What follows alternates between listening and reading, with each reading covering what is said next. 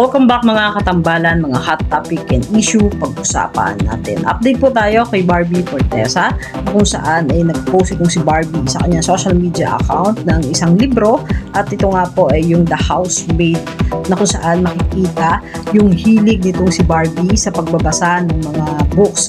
At bukod nga po doon ay nag-post din itong si Barbie na kasama niya si Robbie Antonio. At makikita yung photo nila na magkasama. At may mga video din na makikita itong si Barbie at si Robbie na nandun sa coffee shop, nagkukwentuhan at makikita naman na talagang sincere sa pag-uusap yung dalawa at talagang nag-bonding.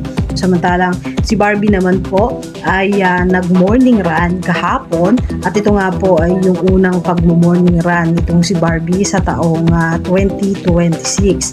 Makikita naman itong si Barbie na tumakbo ng 10 kilometers sa Ayala sa Makati na kung saan ay talaga namang napakarami ng mga nakasabay nitong si Barbie sa pagtakbo. May ilan pa nga na nagpa-picture kay Barbie Fortesa at game na game naman ang actress na nakipag-picture doon sa mga nakakasabay niya na mag-morning run sa Ayala Makati. At doon sa naging post naman itong si Barbie kamakailan lang ay nagawa nga siya ng wika para po doon sa 2025 na kung saan nabanggit itong si Barbie na mas napahilig at naging love niya yung ginagawa niyang pagtakbo.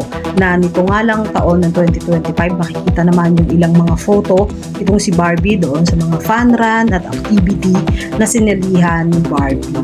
Yan po yung mga update natin ngayon kay Barbie. Kayo mga katambalan, ano masasabi niyo? Comment lang sa comment section at pag-usapan natin. Yan ang mga hot topic and issue dito lamang sa Tambalang Chicken.